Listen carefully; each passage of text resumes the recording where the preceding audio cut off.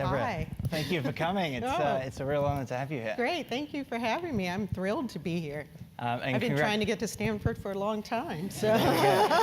We've been waiting. And congratulations too on the Grammy Salute to Industry Icons Award. Thank you. We saw Mary J. Blige performed a tribute song for you. Yes. What was that like? Oh my God, it was so amazing. I've known Mary for a long time, and she was one of the people I asked to pay tribute to me. And she's just such an emotional person, and she's so transparent. So she started out by talking about the fact that she's going through a divorce right now, which, you know, opened everyone's heart. And then she talked about her what she thought of me, which was very emotional, and yeah, it was really great. She's an amazing person. Yeah. So she did no more drama, if any of you all know that. By the end of the song, she was on the floor. So it was really quite something. So you know, there's so many of my so many parts of my position and that are wonderful, and one of them is getting to know you know, several celebrities in a very personal way. And every now and then I just have to pinch myself because, you know, I think of the little girl who grew up in Greensboro, North Carolina, and I had a little turntable in my bedroom that only played 45s, if any of you all remember 45s. A lot of heads are nodding. They had the little spindle in the middle. And I grew up on the Supremes and the Temptations, and they kind of showed me what was possible. You know, the style and grace of the Supremes, and you know, how talented they were, and that they could go to the Copacabana or go to London and perform for the Queen. So I remember that little girl, and the fact that now in my role at BET Networks, I get to pay tribute to people like that. And you know, I know Smokey Robinson personally. I mean, it's even saying that just gives me chills. So, sure. you know, I'm still that fan little girl. But I also am lucky enough to have a company where we pay tribute to African Americans, not only, you know, who can sing and dance and are in the arts, but also, you know, Dr. Keith Black, who's a brain surgeon, or you know, Judith Jamison, who ran Alvin Ailey, or Dr. Ruth Simmons, who's used to be the president of Brown University, where I went to college. So I'm very fortunate to be in this position. Yeah, given all those relationships, being interviewed by me must be quite the comeback. So Not at all. I'll bring my I'm A-game. thrilled to be here with you. And I'm sure you've done your homework much more than those people. We'll find out. Right. That award was recognition of your work Yes. and contribution to the music industry, your leadership in the media industry. That's where you are now. Right. But if we start by going back to your childhood, and you talked about it briefly in North Carolina, how did that influence you growing up in the 60s in the South, and how did that affect the field that you chose to pursue? Well, that's a good question. I grew up mostly in Greensboro, North Carolina. My dad was in the Army. So I was born in South Carolina. When I was 6 months old, we moved to Germany, then to DC, then to Compton, California. So I ended up in North Carolina. So I think about that a lot. And it had a big impact on my growing up and my leadership ability. Greensboro was very segregated when I moved there. I went to all-black junior high school, and I went to an all-black high school. And you may remember there were sit-ins at the Woolworths in Greensboro. That was after I moved there. But the town was still, I mean, that was before I moved there, I'm sorry. But the town was still very segregated. We had a street down the middle of the city called Market Street, and black people lived on one side of Market Street, and white people lived on the other side. But that sounds horrible, but we never felt like we lacked for anything. We had black doctors and black lawyers. There's a black bank, and we could shop on Market Street. So, we felt like we had our own community. And one thing, it showed me that you could be anything you wanted to be. We had teachers who cared about us, who really pushed us, who made sure that we had the basic skills that we needed. And they told us every day, you can be anything you want to be. The second part of it was the first day I was in 6th grade in Greensboro. They elected me president of the class, and it was because I was that weird girl from LA who had just moved to town, and I was a very shy child. But after they elected me president of the class, I had to kind of step up and show some leadership ability. And I think that was just the start of developing a sense of self-confidence and a sense of caring about my neighborhood and about where I came from and about the people that I lived with and my family. And having that sense of self and that self-confidence and those leadership abilities and the basic skills that our teachers made sure we had, I was able to go from an all-black public high school to Brown University in Providence, Rhode Island. And that was an amazing step for me, but I felt very confident in doing that. And to answer your question specifically, I think growing up in that environment, loving brands that represented the black community like Motown and Ebony and Jet allowed me to be excited about the opportunity of working at a company like BET. When I joined BET 30 years ago, it was still black-owned. It had been started by Bob Johnson, who was our founder.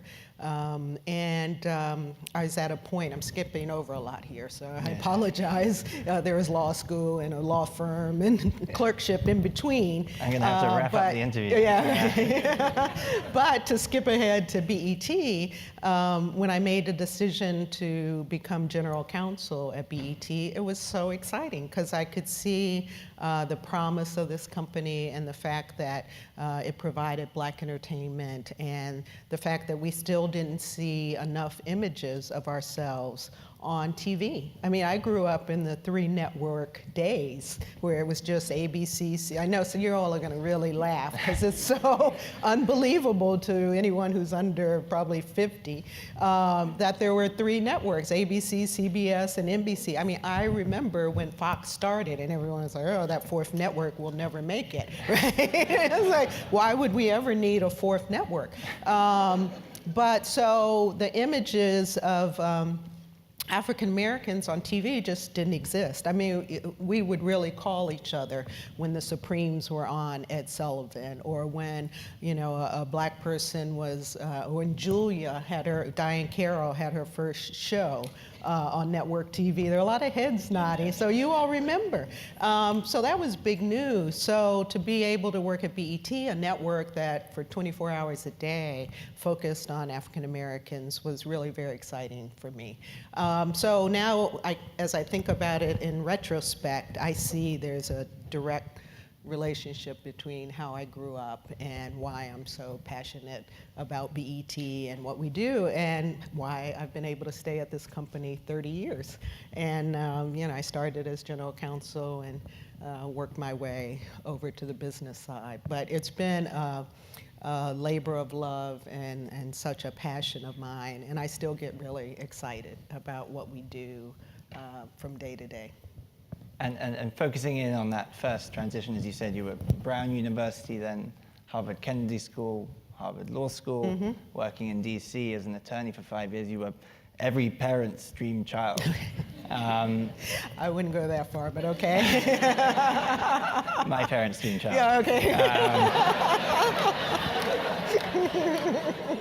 That's for me to work out. That's hilarious. You then made the transition to joining a young startup called BET. A lot of us here are at a similar stage in life, particularly our joint degree law school Right. classmates like Cara. Right. I just got an evil look. Yes. Who happens to be my cousin. I've known her for a long time. Absolutely. How did you think about that decision? Well, it was a tough decision. I'll back up a little bit. I never really wanted to go to law school. I was one of those people who went to law school because I had no other talents. You know, I was like, either I go to law school or I go to... You just got an evil look. Well, it's true. It was either, when I went to Brown, freshman week, it was clear you either went to law school or you went to medical school if you wanted to be a success. Even business school wasn't that popular at the time. They existed, but it wasn't, you know, as popular as law school or medical school. So I wasn't good at sciences, so I was like, okay, it will be law school. But I was that student who went to law school in order to use law for something else. I never really wanted to practice law. And then when I landed at Harvard Law School, and I just have to divert for a minute because I really have been trying to get to Stanford for a long time. And Stanford was the only school that I applied to, Stanford Law, the only other school I would have gone to other than Harvard. And I didn't really want to go to Harvard because I had already been in New England for 4 years at Brown. But Stanford put me on the wait list. So if you know anyone in the admissions office at the law school at Stanford, that's why I didn't come here. And I was, I would have declined Harvard in a minute and come to Stanford. But Stanford put me on the wait list. I was on my way to Brown, on my way to Harvard, driving up with a friend who was going there too. And I got the notification that Stanford had accepted me. And it was too late. I'd already paid my room deposit, and I remember how disappointed I was. But anyway, that's just a side story. So we can bring that up afterwards. Yeah, and I may have been a very much happier person if I had gone to Stanford. I don't know. Obviously, some people think I would have. So I went to Harvard, you know, again, against my wishes, but it was the best law school I got into. And so I went, and and I didn't mention, but I had a boyfriend at UCLA. That was part of the California attraction too. I'm sorry, that was part of it. Yeah. Anyway, and when I got to Harvard, I really realized I hated law school. I mean, there was nothing about it I liked. They didn't, you know, they didn't support students who were interested in public policy, which is what I was interested in. The school didn't support women. The school didn't support, you know, African Americans or minorities. I mean, this was in the late 70s, and you know, Harvard was still very black letter law, by the book. You know, if a court didn't decide it, you know, we're not going to talk about it. We don't care whether it's good law or bad law. So that to me was very difficult. So that's when I applied to the Kennedy School. I was like, okay, this is my way out. I'll go to Kennedy School. I can talk about public policy all day long. So I got the joint degree. I got a master's in public policy. So my plan was to go to Washington and go into become assistant secretary of something. You know, I just wanted to make policy and help my community. I originally wanted to go to law school because of Thurgood Marshall and the people who had changed laws to help society. But by the time I got to law school, those days were kind of over. And it was all about corporate law and black letter law. So, you know, I thought the Kennedy School was going to give me that out. But then I got to Washington and Ronald Reagan won. And I didn't want to go into a Reagan administration. So that's the long story of how I got to BET. But what was the question again? I'm sorry, I got so involved in my own life. The answer was more interesting than the question. Yeah, I know. But it was looking at that transition, so making the jump from working as an attorney into this new startup. Right. So I ended up, I have to finish the life story. So I ended up going to a law firm to hide out till the Democrats came back. Right.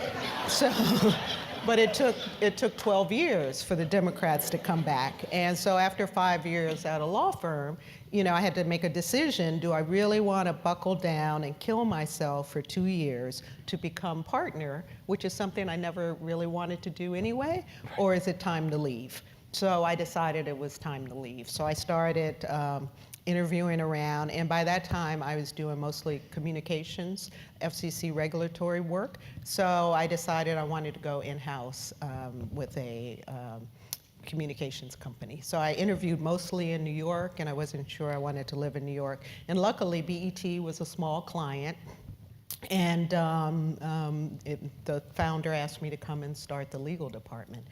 So I went from a 200-person law firm called Steptoe & Johnson, and where I was one of 200 lawyers, to a 80-person company where I was the only lawyer. So that was a big transition, and I remember telling my father, back to your point about being the ideal child. Up to then, I kind of was. I went to Harvard Law School. They were all very proud. I went to this big corporate law firm that someone like my father didn't even know existed. He used to come and visit me, and he was full of pride because, we had chandeliers and antique furniture, and, it was a corporate law firm. But for someone like him, he spent his life in the military. He didn't know places like this existed. So he just knew I was, I had good pension benefits, and, it's gonna all work out for his daughter. So then one day I say, by the way, I'm leaving this really nice law firm, and I'm going to a company called Black Entertainment Television, which you have never heard of before in life, because at the time, BET was not on, we didn't have cable in DC. I actually worked on the cable franchise. So no one in DC knew, no one in most of major cities, because major cities were just starting to get cable,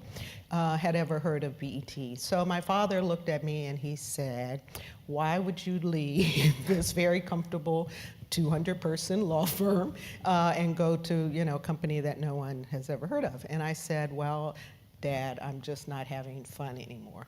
And I said, I just think, work should be fun. And he said, well, if it was supposed to be fun, they wouldn't call it work. And certainly not a law firm. Right, right. And this was a man who had spent 24 years in the Army. I'm sure he never had fun one day of his working career, but he was, making a life for his family and security and everything else. So my father was a major in the Army, so it's really hard disagreeing with him. You took your life in your hand if you disagree with him. So, which is why I didn't tell him I had applied to Harvard Law School, because I didn't want him to make me go there. Right. So I made the decision on my own. I remember the day I told him I was going to Harvard. He was like, well, you didn't even apply there. And I was like, well, I just didn't tell you I applied. So I came to the right decision on my own. But anyway, so he was a little disappointed in me for a minute, but then once I got to BET and he started sending me, he would clip out articles. It was before your time.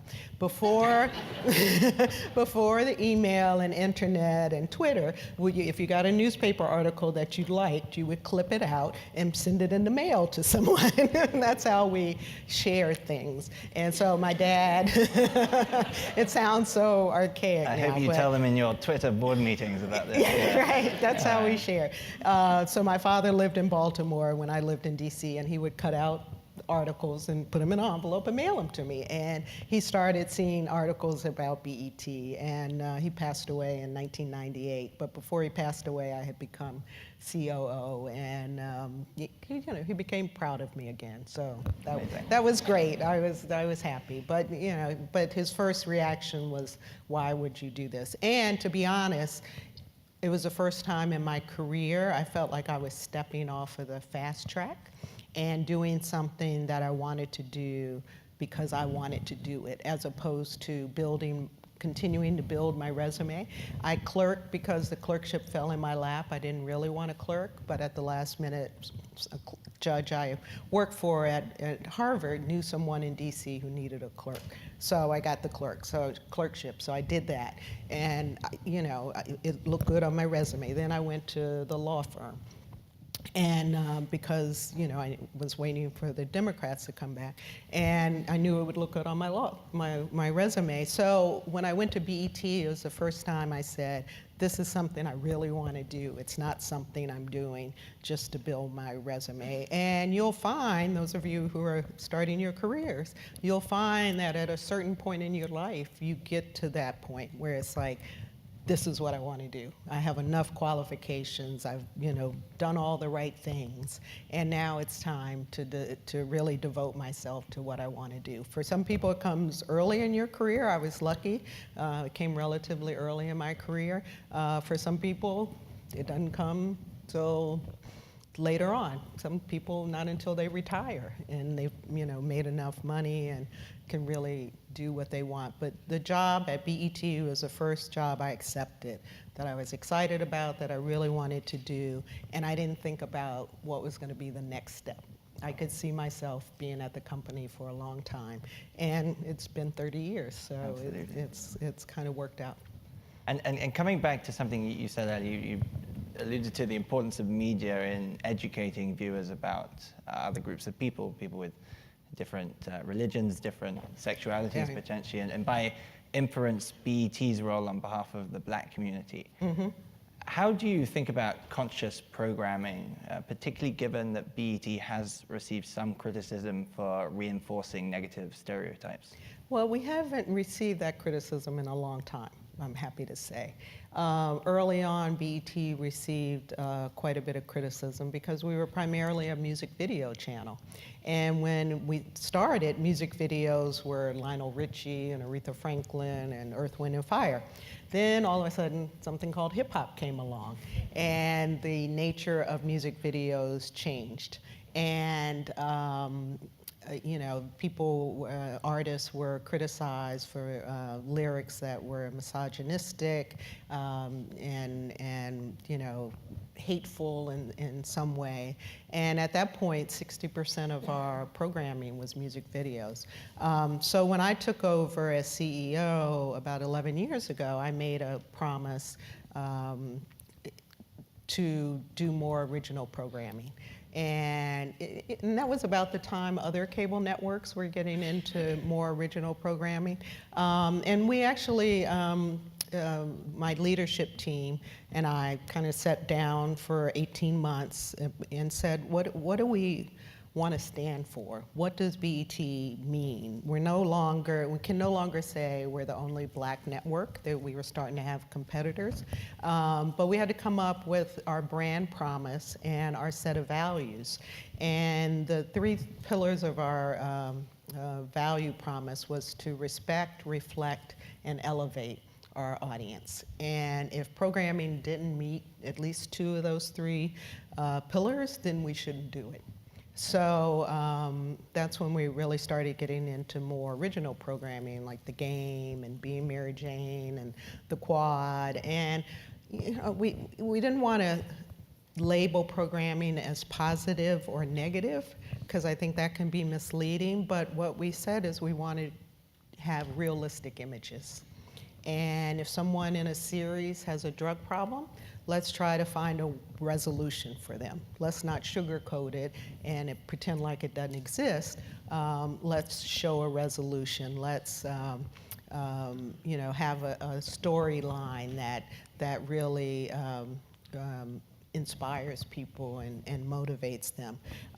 So I think our audience's view as to who we are has really changed, especially in the past 5 or 6 years, and I'm really proud of that.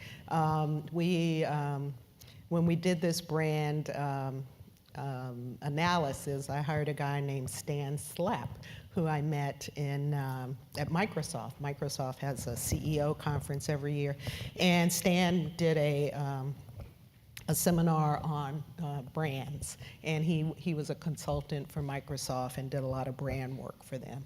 And I went to his seminar, and I was so impressed with him. I said, please come help us. And so I hired him, and he actually did this program, which, as I said, took 18 months. And as he described it, we started in hell, and hopefully we ended up in heaven by the end of the 18 months. And you'll be happy to know in heaven, there's lots of chocolate. And it's a really nice conference room. Thank goodness, And yeah. but hell was hard to take. And hell consisted of us interviewing our employees, interviewing our viewers, talking to our cable operators, our advertisers, and really getting their viewpoint of what we were doing and where we were. And the first problem we found is our employees were not proud of what we were doing. You know, they were getting criticism from their families and friends. It's, why does BET show these music videos, and why don't you do more about this?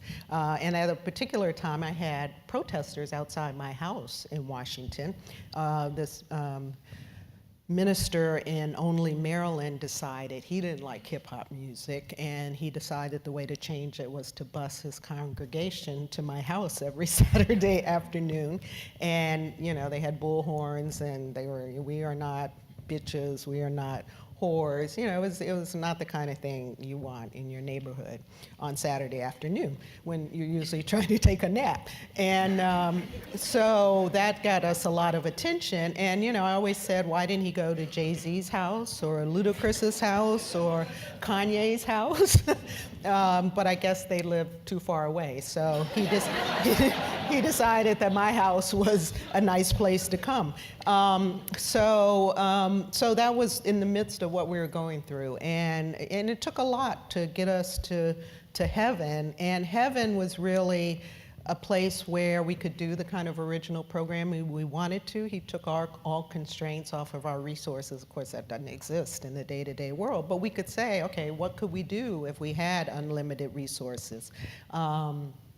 You know, and I remember him saying that Apple was a brand that we should try to emulate, because if Apple was ever attacked in the media or in the news, the users of Apple products would come to their defense quicker than anyone else. Apple never had to defend itself. It always, the people who had Apple products, and this was years ago, so it wasn't everyone at that point, but people who used iPhones or iPads were such true believers in Apple that they would, you know, get together and defend Apple.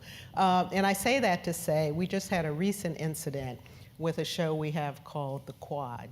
And The Quad is about a HBCU campus. And it's a scripted show, it's fiction.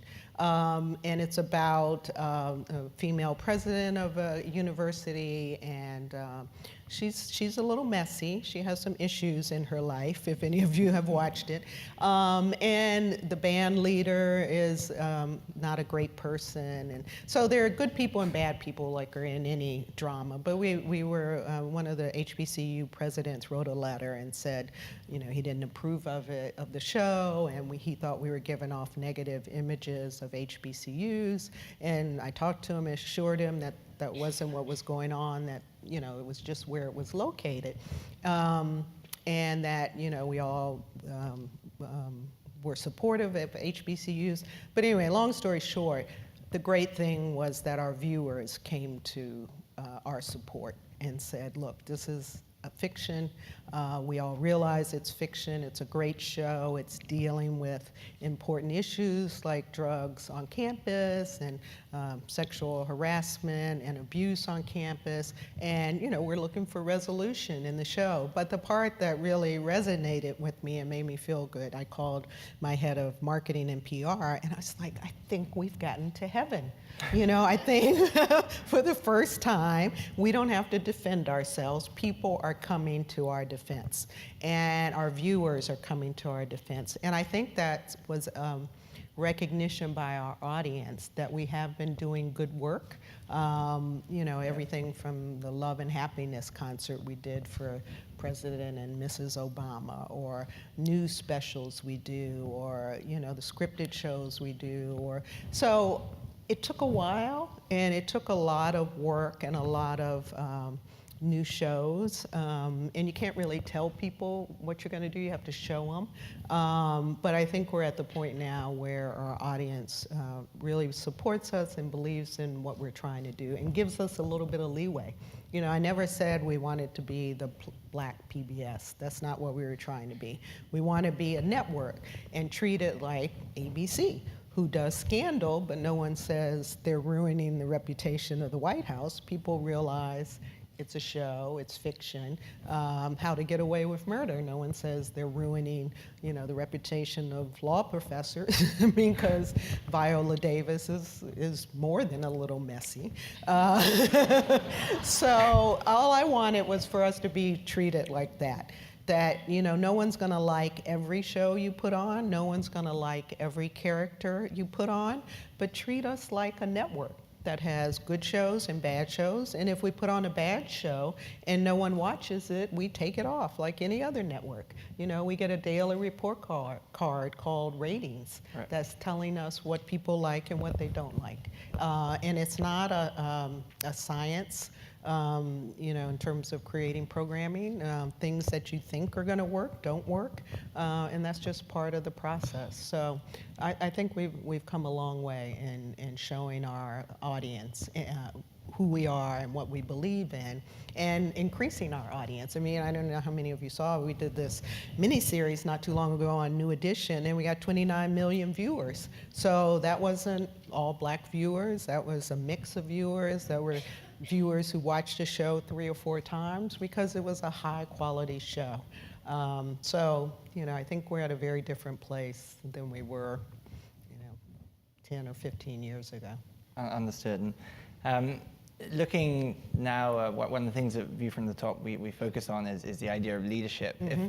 If I have a spectrum, and at one end it's a more introverted, more reserved end, the other more extroverted, mm-hmm, more outgoing, where would you place yourself on that spectrum? That's a great question, and that's something that I've come to understand more the longer I've been a leader and the longer you know, I've been CEO and COO before then. I would say I have moved along the continuum, and maybe I'm over the halfway mark and more toward an extrovert leader. I'm an introvert as a person, and I had to come and I had to learn that about myself. I didn't really know that when I started in a leadership position. When I went from general counsel to COO, that was a really hard transition for me as a person.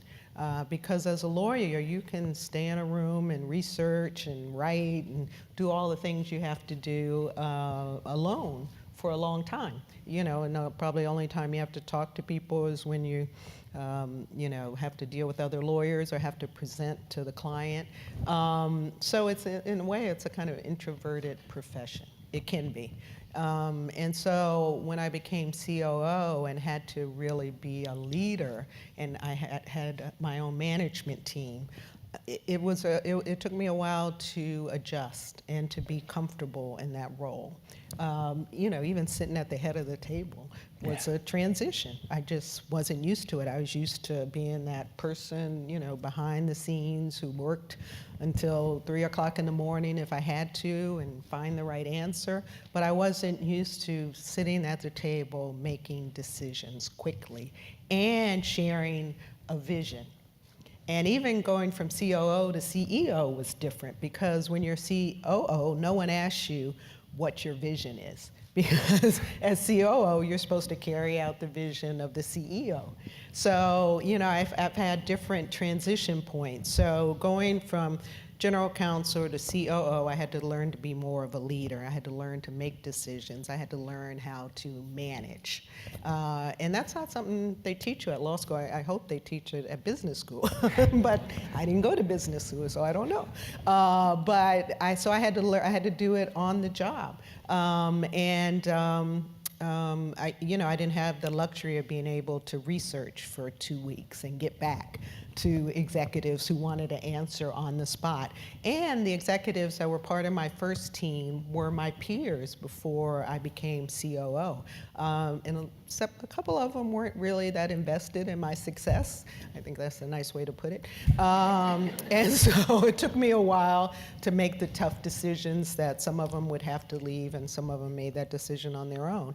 But that was a hard time. I mean, it really took me, to be honest, about 6 years to get my own team in place. And that's way too long. It should have happened much quicker.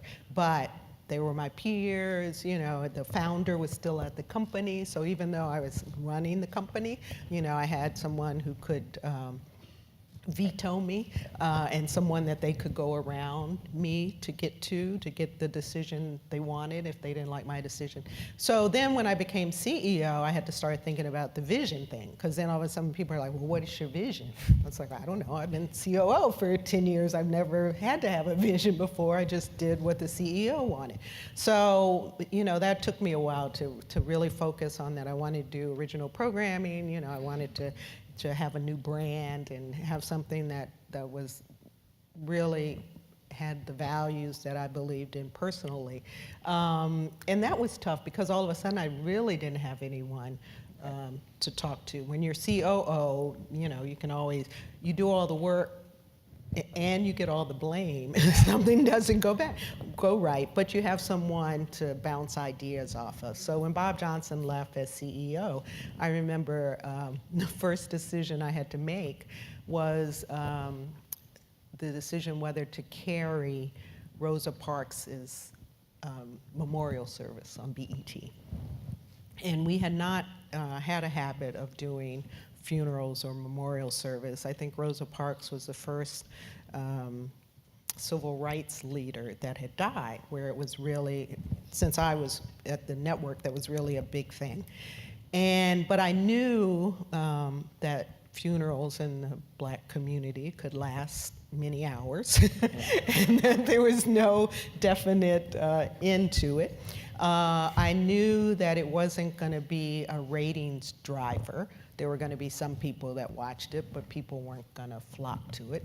But I also knew, as one of the few, I think at this time we had some competition, as one of the few Black networks, if we didn't cover it, we were going to be subject to a lot of criticism, because people would say, how could you not cover Rosa Parks' funeral? It's Rosa Parks. So I remember trying to make that decision, and I remember I was in the back of a car going to the airport, and I was like, well, Debra, what do you think? You know, and well, I don't know, Debra, what do you think? I mean, it was the first time that I literally had no one to talk to. And I remember just that odd feeling that, okay, now I'm CEO, you know, the buck really stops with me. I have no one else to blame, no one else to, you know, say, oh, well, he vetoed me, or it was really his decision. That I really had to stand up for the decisions I made and be the leader of the company. And the leader of BET, because of who we are as a network, is much more than just leading the company. It's also being a leader in the community and, you know, taking positions on policy issues, you know, having relationships with the administration, making decisions on how we cover administrations and not.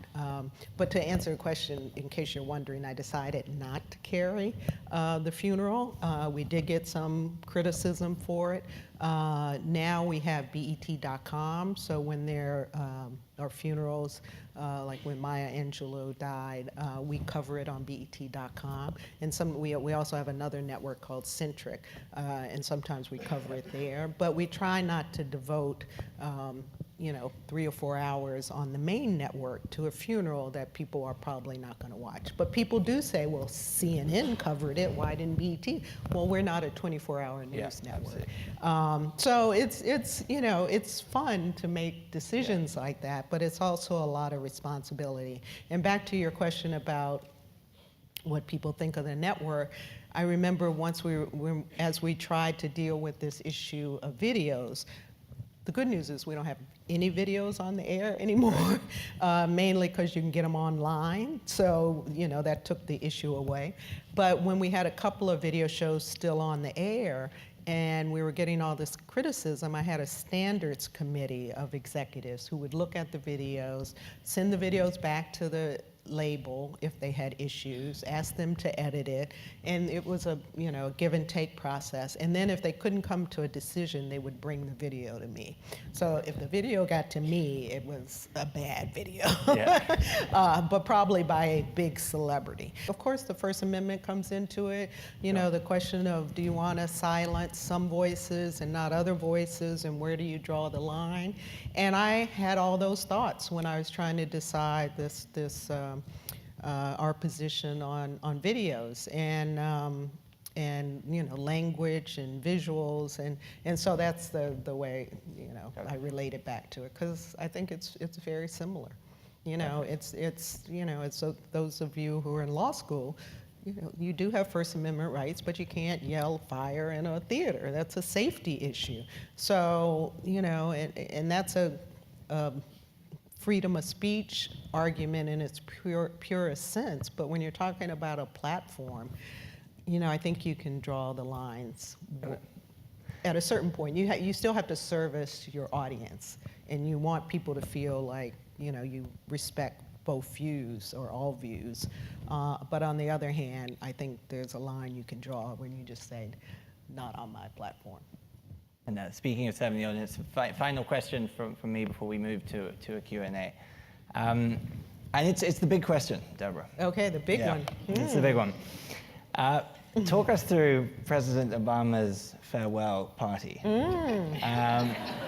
What was it like? What would we be most surprised to find out about? Wow. Let me think. That's a great question. Well, first of all, it was the most amazing experience of my career and my life. To be able to go into the White House and produce a concert in tribute to the first Black president and his wife was something I never thought I would be able to experience. And just to give you some background, the idea for the concert came up. I was at a brunch at, I think I can say this, Valerie J. I'm looking at Stephanie, who used to work at the White House. I was at brunch at Valerie Jarrett's house, and there were maybe 10 women there, friends of the First Lady. And it was the first time I had actually sat down over a meal. Or maybe it was the second time, because I had lunch with her once when she first moved to town, just the two of us. But anyway, I was invited to this brunch, and we're sitting down talking about things. And Michelle Obama just said off the top of her head, it'd be really great if BET could do a concert at the White House. And I was like, yeah. That works. It's one of those things where you try not to be too excited. Yeah. It's like, yeah, that would be really great. I said, when would you want to do it? Yeah. And, we're pretty free. Right? And so she said, yeah, we can have, all our favorite artists. I'm like, yeah. And so we started talking about it, and this was maybe 3 years ago. It was a long time ago. And so she said, well, I'm going to have my people call your people. I'm like, yeah, we're going to really do this. I never thought it would happen. I thought we were just, talking. But we started, our teams got together. The problem was PBS had the rights to do all concerts in the White House. So they tried to partner us with PBS. That didn't work, and so it kind of got put on the back burner. And then it ended up where we found a way to do it by ourselves without PBS, and it ended up being the last concert of that administration. And by then, it just took on a whole different meaning. It became a tribute concert. So I think one thing you would be surprised about is that the president and first lady actually had a lot of input into who performed. Right. They just said, this is our, ideal list. These are our favorite artists, and this is who we want to perform. And we want De La Soul and blah, blah, blah. And so that whole process was amazing, the back and forth with the White House. Did they get on the dance floor? And There was not involved? a dance floor, but they did dance. At the concert, they danced a lot. If you watch it, you would see that on TV. And I had the most incredible experience of sitting next to Michelle Obama. I mean, there are just so many parts of that concert that were just unbelievable. And the great part of it was it did become a tribute, and they were surprised. The president and first lady were surprised that it was a tribute. So when the performers started paying tribute to them from the stage, they both kept looking at me saying, "We didn't expect this. We didn't expect this. This is really something." And I was like, "How could we come in here the last concert and not make it a tribute concert?" So it was really it was pretty incredible. Perfect. So it was fun seeing, you know, who they wanted and who they cared about. I can say it was a few problems getting some people in because there are, you know, things you have to do to get into the White House, Sure. and things you cannot have done, you know. More importantly, yeah. So that was a little bit of a balancing act, but and I won't name names, but it was Sure. it was a funny process. I'll let the audience ask for the names. Right. But it was a lot of fun. Perfect. And then we had a party afterwards, and then Dave Chappelle talked about it on Saturday Night Live. I mean, how cool was that? He was like, "Wow, I was at this party the other night at the White House." And we were like, "Wow, he's talking about our party." That never happens with our parties here. Oh so, no! yeah. Well, you may have a chance to recruit some of the Obama family. You can help us out. In the next couple of years. So, but that was a great question. Thank you so much for You were coming here terrific. today. Thank you.